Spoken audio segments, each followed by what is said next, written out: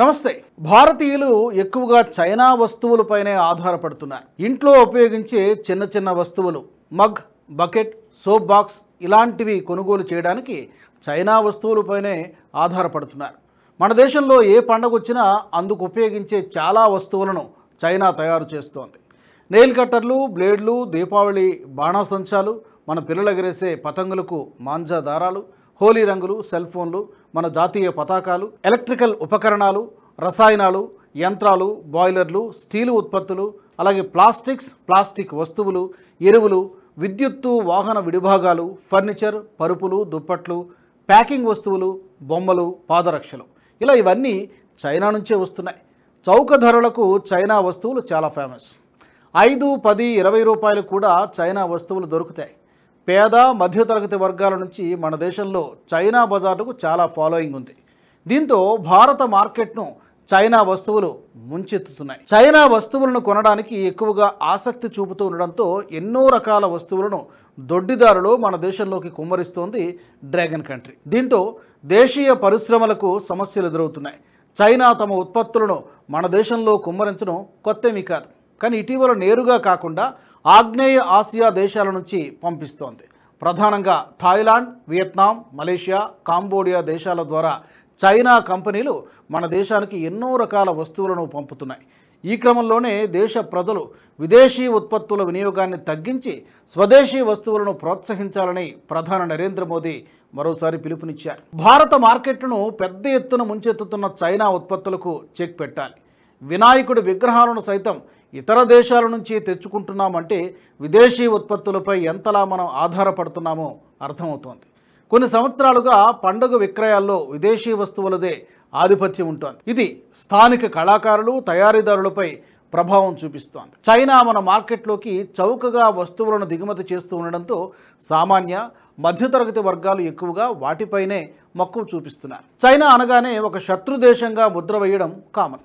నిజమేంటంటే America కంటే China నుంచి భారత్ ఎక్కువగా ఉత్పత్తుల్ని దిగుమతి చేసుకుంటోంది. డ్రాగన్ కంట్రీపై నిప్పులు చెరిగే కేంద్ర ప్రభుత్వం ఆ దేశ ఉత్పత్తులకు ప్రత్యామ్నాయాలు చూపలేకపోతుందనే ప్రశ్నలు వినిపిస్తున్నాయి.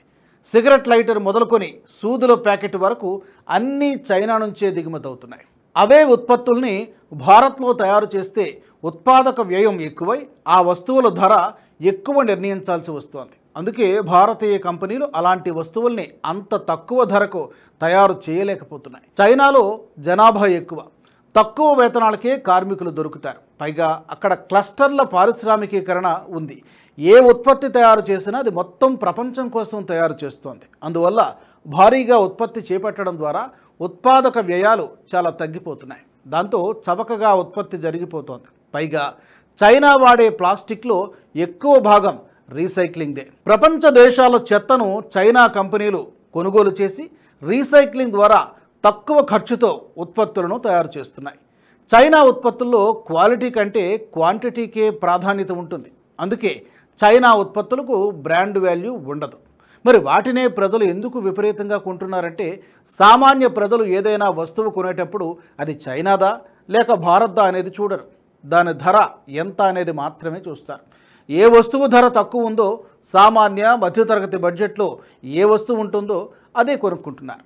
ఆర్థిక పరిస్థితులు, నెలవారీ బడ్జెట్ను బేరీజు వేసుకుంటూ ఉన్న కొద్దిపాటి డబ్బుతోనే చవకైన వస్తువులు కొనుక్కోవడంపై దృష్టి పెడతారు. దీంతో స్వదేశీ వస్తువుల వినియోగం తగ్గిపోయి విదేశీ వస్తువుల వినియోగం పెరిగిపోవడంతో భారత్ తన లక్ష్యాన్ని చేరుకోవడానికి అడ్డంకిగా మారుతోంది. చైనాను ఎదుర్కోవడానికి అనేక మార్గాల్లో ఒకటిగా ఈ వోకల్ ఫర్ లోకల్ నినాదాన్ని తరచూ గుర్తు చేస్తున్నారు భారత ప్రధాని మోదీ.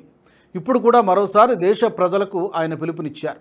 ఈ మధ్య భారత్ చైనా మధ్య వాణిజ్య సంబంధాలు చెడిపోయాయి. అందుకే మరోసారి దేశ ప్రజలకు ప్రధాని మోదీ పిలుపునిచ్చారు. స్థానిక ఉత్పత్తుల్ని కొనాలని, విదేశీ ఉత్పత్తులు ముఖ్యంగా చైనా ఉత్పత్తుల్ని బహిష్కరించాలని పిలుపునిచ్చారు. 2047 నాటికి భారత్ అభివృద్ధి చెందిన దేశంగా మారాలన్నా, ప్రపంచంలో 3వ అతిపెద్ద ఆర్థిక వ్యవస్థగా నిలబడాలన్నా లక్ష్యాన్ని చేరుకోవడానికి స్థానిక ఉత్పత్తులపై ఆధారపడడం కీలకమన్నారు మోదీ. చైనా ఉత్పత్తులను బహిష్కరించాలని, వ్యాపారులు విదేశీ ఉత్పత్తుల్ని అమ్మకుండా ఉండాలని సూచించారు. ఈ మధ్య భారత్ పాకిస్తాన్ యుద్ధ సమయంలో పాకిస్తాన్కి అండగా ఉంటామని చెప్పింది చైనా. ఇది కూడా భారత ఆగ్రహానికి కారణమైంది. అయితే చైనా అలా చెప్పడానికి బలమైన కారణం ఉంది. భారత్ అమెరికాతో జట్టు కట్టింది. క్వాడ్ గ్రూపులో అమెరికాతో కలిసి సభ్యదేశంగా ఉంది. భారత్కి వ్యతిరేకంగా నడుచుకునే చైనా ఆటోమేటిక్గా పాకిస్తాన్కి సపోర్ట్ ఇచ్చింది. ఇటీవల పాకిస్తాన్, టర్కీకి వ్యతిరేక పిలుపులు వచ్చినట్లే ఇప్పుడు చైనా ఉత్పత్తులను నిషేధించాలనే పిలుపు కూడా వచ్చింది. చైనా వస్తువులను బ్యాన్ చేయాలి, చైనా వస్తువులను వాడొద్దు, దేశీయ ఉత్పత్తులను ప్రోత్సహించాలంటారు. కానీ వాస్తవానికి అది అమలు చేయరు. భారత్లో ఉగ్రదాడులు జరిగినప్పుడు ఈ నినాదాలు ఎక్కువవుతున్నాయి. సోషల్ మీడియాలో భారత నెటిజన్లు గగ్గోలు పెడతారు. చైనా వైఖరి బయటపడినప్పుడల్లా భారతీయుల్లో ఆగ్రహం పెళ్లిబుకుతూ ఉంటుంది. చైనా వస్తువులను ఎందుకు బ్యాన్ చేయడం లేదనే డిమాండ్ ముందుకు వస్తుంది. మరి చైనా వస్తువులను భారత్ ఎందుకు బ్యాన్ చేయడం లేదు? అది సాధ్యం కాదా? చైనా వస్తువులను బ్యాన్ చేయడం అంత కష్టమా? చైనా ఉత్పత్తుల స్థానంలో ప్రత్యామ్నాయాలను చూపడంలో కేంద్ర ప్రభుత్వం ఫెయిల్ అవుతుందా అనే ప్రశ్నలు చాలామందిని తొలిచేస్తూ ఉంటాయి. నిజానికి చైనా వస్తువులను నిషేధించడం కష్టమే, అలా చేయడం సాధ్యం కాదు. ఒక దేశంపై వ్యాపార పరంగా బ్యాన్ విధించడం అనేది అంతర్జాతీయ వ్యాపార సూత్రాల పరంగా కుదరదు. అందులోనూ చైనా వంటి దేశం విషయంలో మరింత కష్టం. ప్రజలు ఇష్టపడడం లేదనో, చైనా మనకు వ్యతిరేకంగా ఉంటుందనో ఆ దేశ వస్తువులను నిషేధించడం సాధ్యం కాదు. వరల్డ్ ట్రేడ్ ఆర్గనైజేషన్కు ఉన్న నియమ నిబంధనలే అందుకు కారణం. 1995 జనవరి 1న ఈ WTO ఆర్గనైజేషన్ ఏర్పడింది. స్విట్జర్లాండ్లో జెనీవాలో దీని హెడ్ క్వార్టర్స్ ఉంది. అంతర్జాతీయ వ్యాపారాన్ని సజావుగా సాగేలా చూడడమే దీని పని. ఇందుకు కొన్ని నియమాలను ఏర్పాటు చేసి సభ్య దేశాలన్నీ వాటిని పాటించేలా చూస్తోంది. ఈ క్రమంలో ఏదైనా రెండు దేశాల మధ్య గొడవలు వస్తే వాటిని పరిష్కరించేందుకు ఒక ప్రత్యేక ఫోరంను కూడా ఏర్పాటు చేసింది. ఇందులో 164 దేశాలు సభ్యులుగా ఉన్నాయి. అందులో చైనా, భారత్ కూడా ఉన్నాయి. వరల్డ్ ట్రేడ్ ఆర్గనైజేషన్కు ఉన్న నియమాల్లో ముఖ్యమైనది సభ్య దేశాల పట్ల వ్యాపార పరంగా ఆటంకాలు ఉండకూడదు. పరస్పరం లబ్ధి పొందేలా ప్రతి సభ్య దేశం వ్యాపారానికి అంగీకరించాలి. ఏదైనా అభ్యంతరాలుంటే చర్చించాలి. ముఖ్యంగా ఏ దేశంతో అయితే ఇబ్బంది ఉందో ఆ దేశంతో చర్చించిన తర్వాతనే నిర్ణయం తీసుకోవాలి. ప్రజల ఆరోగ్యానికి నష్టం వాటిల్లుతున్న సమయంలో ఆధారాలను WTOలో చూపించి ఏదైనా డిమాండ్ చేయవచ్చు. అలా కాకుండా చైనా పట్ల ఏకపక్షంగా నిర్ణయం తీసుకుంటే భారత్పై కూడా అంతర్జాతీయ వ్యాపార పరంగా పలు ఆంక్షలు వచ్చే అవకాశం ఉంటుంది. పైగా చైనా వస్తువులు భారత్లో చాలా చోట్ల వినియోగిస్తున్నారు. సడన్గా వాటిని ఆపేస్తే అది భారత్కే నష్టం కలిగించే అవకాశాలు కూడా ఉన్నాయి. ప్రతి ఏడాది 65 బిలియన్ అమెరికన్ డాలర్ల విలువగల చైనా వస్తువులు భారత్కు దిగుమతి అవుతున్నాయి. ఒక రకంగా చెప్పాలంటే ఆ స్థాయిలో మనం చైనాపై ఆధారపడుతున్నాం. ఈ పరిస్థితి లేకుండా ఉండాలంటే make in India, startup India వంటి ఆలోచనలు దిశగా ముందుకు అడుగు వేయాలి. భారత ప్రజలు వారంతట వారే చైనా వస్తువులను కొనకూడదని నిర్ణయించుకుంటే మాత్రం దాన్ని ఎవ్వరూ ఆపలేరు. వరల్డ్ ట్రేడ్ ఆర్గనైజేషన్ కూడా ఏమీ చేయలేదు. అప్పుడు మాత్రమే చైనా వస్తువులు భారత్లో అమ్ముడుపోకుండా ఉండగలవు. కాబట్టి చైనా వస్తువులపై కోపంగా ఉంటే వాటిని ప్రజలు కొనకుండా ఉండడమే మన చేతుల్లో ఉన్న ఆయుధం. అలా కాకుండా నిషేధించడం సాధ్యం కాదు. ప్రభుత్వం కొనొద్దని చెప్పడం కంటే నిషేధించవచ్చు కదా, నిషేధిస్తే ఎవరూ కొనుగోలు చేయరు కదా అని కొందరు వాదిస్తూ ఉంటారు. ప్రభుత్వం నిషేధించకుండా మనల్ని కొనుగోలు చేయొద్దంటే ఎలా అంటూ లైట్లు, బాణాసంచా, బొమ్మలు, విగ్రహాలు వంటివి చైనా నుంచి దిగుమతి అవుతున్న వాటినే కొంటున్నారు. దీంతో స్థానిక కళాకారులు, చిన్న వ్యాపారులకు ఇవి చాలా నష్టాన్ని కలుగజేస్తున్నాయి. అందుకే దేశంలో ప్రతి పౌరుడు వ్యక్తిగత బాధ్యత తీసుకోవాలి. నిజానికి మనం రోజు కొనుగోలు చేసే వాటిలో ఎన్నో విదేశీ ఉత్పత్తులను ఉపయోగిస్తూ ఉంటాం, కానీ అవి మనం గ్రహించలేం.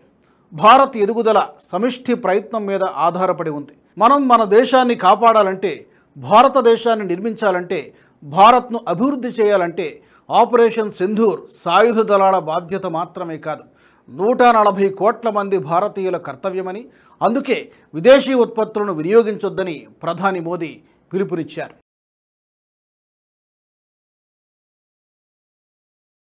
ఈ వీడియో మీకు నచ్చినట్టయితే లైక్ చేయండి, 10 మందికి షేర్ చేయండి. అలాగే కామెంట్ల రూపంలో మీ అభిప్రాయాలను మాతో పంచుకోండి. Nationalist hub group of channels ను సబ్స్క్రైబ్ చేసుకుని తెలుగునాట జాతీయవాద జర్నలిజాన్ని ప్రోత్సహించండి. ఈ వీడియో కింద ఉన్న బెల్ ఐకాన్ పై క్లిక్ చేయడం మర్చిపోవద్దు.